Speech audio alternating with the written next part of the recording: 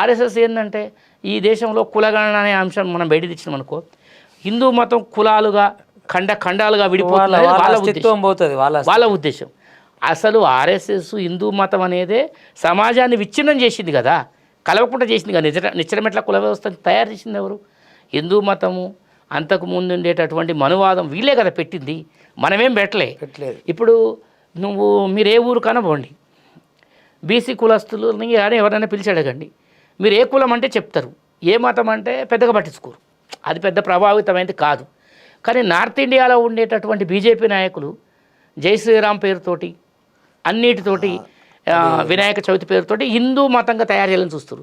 అయితే వినాయక చవితి చేసేటటువంటి బీసీలు, శ్రీరామనవమి చేసేటటువంటి బీసీలు, ఊరూర జాతరలు, లక్ష్మీనరసింహస్వామి జాతర, అమ్మవారి జాతర, పోతే శివయ్య జాతర, ఇవన్నీ చేసే వాళ్ళందరికీ కూడా మేము హిందువులమనే తెలుసు.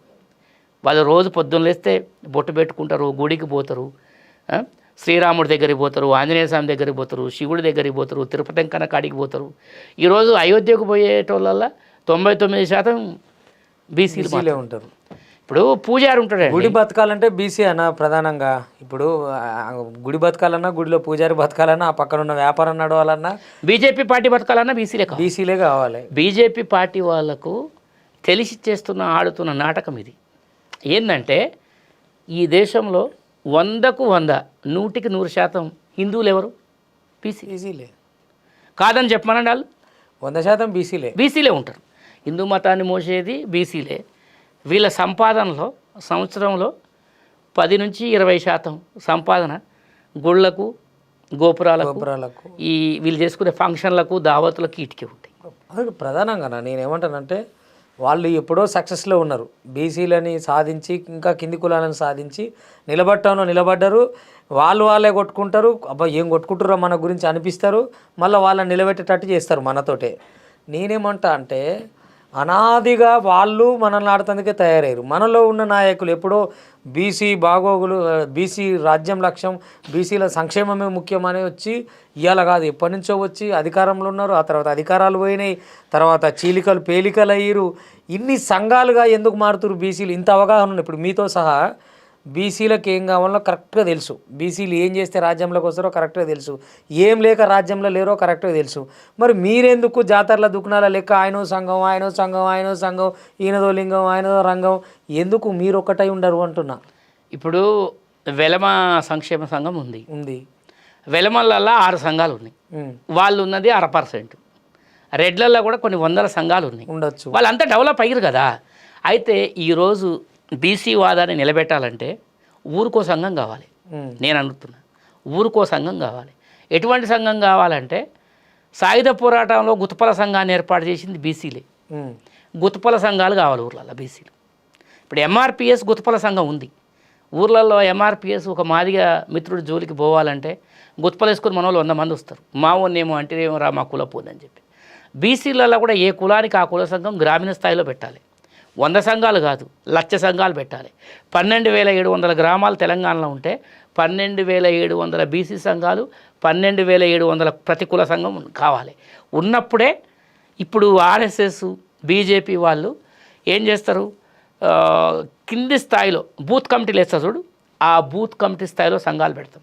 అక్కడ కూడా బీసీలేగా, మళ్ళీ బీసీలతోటి సంఘాలు పెడతాం. బూత్ కమిటీ మీరన్నది ఎక్కడైతుంది? ఇక బూత్ కమిటీ నుంచి పెడతాం. ఎందుకంటే బీసీలకు ఒక పార్టీ వచ్చినప్పుడు ఆర్గనైజ్ చేయడం ఈజీ అవుతుంది.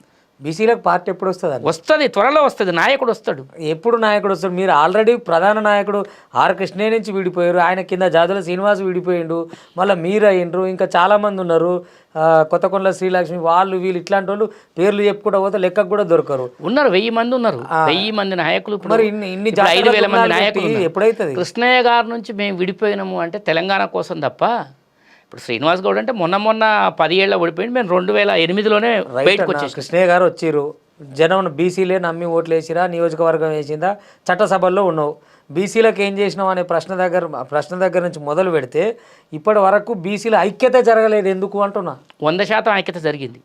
ఎక్కడ ఐక్యత జరిగింది? కాబట్టి దేశంలో బీసీల టాపిక్ మాట్లాడుతున్నారు. ఐక్యత జరిగినా జరగకుండా మాట్లాడతారు. అనివార్యంగా ఇప్పుడు విషయం ఏంటంటే, గత ప్రభుత్వంలో 10 ఏళ్లకు ముందు ఎప్పుడైనా ఎస్సీ ఎస్టీల సంక్షేమం గురించే పాలకులు మాట్లాడేవాళ్ళు, అవును. బీసీల గురించి మాట్లాడేది తక్కువ. ఈ మధ్య 10 సంవత్సరాల నుంచి బీసీల సంక్షేమం నుంచి ప్రధానంగా మాట్లాడుతున్నారు. ఎస్సీ ఎస్టీల సంక్షేమం కంటే కూడా బీసీల దానికి మాట్లాడుతున్నారు. సరే బడ్జెట్ వాళ్ళకి కొంత ఎక్కువ ఎలకేషన్ ఇవ్వచ్చు, బీసీల బడ్జెట్ కూడా బాగా ఎంకరేజ్ అయింది.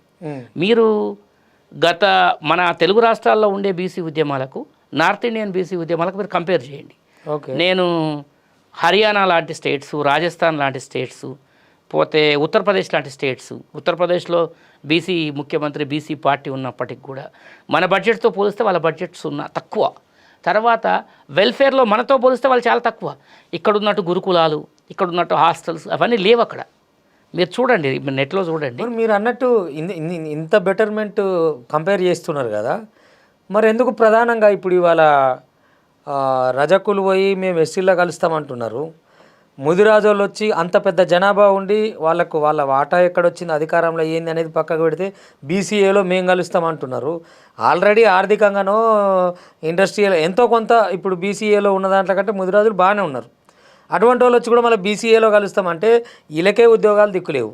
మళ్ళీ ఈ మెజారిటీ పీపుల్ వచ్చినప్పుడు వీళ్ళ పరిస్థితి ఏంది? ఈ ఒక కులం నుంచి ఒక కులంకు ఎందుకు పోవాలని ఈ వ్యత్యాసాలు? ఒకటైతే రాజ్యమే వస్తుంది కదా అన్న ఒక నిర్ణయానికి మీరు ఎందుకు తీసుకొస్తలేరు బీసీ? అయితే ఇప్పుడు ఏమవుతుందంటే రజకులు బీసీఏ నుంచి మేము ఎస్సీ లిస్టులో పోతామని ఎందుకు అంటారంటే వాళ్ళు 17-18 రాష్ట్రాల్లో ఎస్సీలలో ఉన్నారు. అంటే ఒక యూనిఫామిటీ ఉండాలంటే దేశవ్యాప్తంగా రజకులను తీసుకుపోయి ఎస్సీలలో కలపడానికి అది కామన్గా మంచి డిమాండ్, న్యాయబద్ధమైన డిమాండ్. ముదిరాజుల్లో ఏమవుతుందంటే లిటరసీ తక్కువ. ఈరోజు కూడా చదువుకున్న వాళ్ళు ముదిరాజుల్లో చాలా వెనకబడి ఉన్నారు పాపం. ఆర్థికంగా కూడా ఏం లేరండి. ఎక్కడున్నారు ముదిరాజులు ఆర్థికంగా? ఏదో 2-3 ఏళ్ల మీద లెక్క పెట్టేవాళ్ళు. రాజకీయం కూడా చాలా వెనకబడి ఉన్నారు. ఈటల రాజేందర్ గారి కంటే ముందు ఎవరు ఉన్నారు? పెద్దగా ఎవరు లేరు, పెద్ద పేరున్న వాళ్ళు ఎవరు లేరు. ఇంతకుముందు ఆయన బాలకృష్ణయ్య సార్ అని వనపర్తిలో ఉండేది, కేవల్ కిషన్ గారు వాళ్ళంతా ఉండేది, కానీ తక్కువ, ఎప్పుడు 2-3 అంతకంటే ఎక్కువ లేరు. అయితే వాళ్ళలో లిటరసీ రేట్ అయితే ఇప్పటికి బాగా తక్కువ ఉంది, చాలా తక్కువ ఉంది. మేము దాంట్లోకి వస్తే విద్యాపరంగా ఉద్యోగపరంగా మాకు రిజర్వేషన్లు రావాలి అనేటటువంటిది జస్టిస్ దాల్వా సుబ్రహ్మణ్యం కమిషన్ దగ్గర నుంచి కూడా కొట్లాడుతున్నారు వాళ్ళు. కాసాని జ్ఞానేశ్వరరావు అప్పుడు కొట్లాడి ఏ గ్రూప్లో కొంతకాలం పెట్టించిండు. ఏ గ్రూప్లో పెట్టించిన క్రమంలో గంగపుత్రులు కానివ్వండి, మన వడ్డేర్లు కానివ్వండి, రజకులు, నాయి బ్రాహ్మణులు, ఇంత పెద్ద కమ్యూనిటీ, అంటే చాలా పెద్ద కమ్యూనిటీ కదా పాపులేషన్, వీళ్ళు వస్తే మాకు అన్యాయం జరుగుతుందని వాళ్ళు రివర్స్ పోరాటం చేస్తారు. అయితే ఈ ఏబిసిడి వర్గీకరణ అనేది మనకు ఇప్పుడు జస్టిస్ రోహిణి కమిషన్ వేశారు. దేశవ్యాప్తంగా కూడా ఏబిసిడి చేయాలనేది జస్టిస్ రోహిణి కమిషన్ పరిశీలనలో ఉంది. దాదాపు కమిటీ రిపోర్ట్ పూర్తి కావాల్సి, దాన్ని స్వాగతిస్తున్నాం.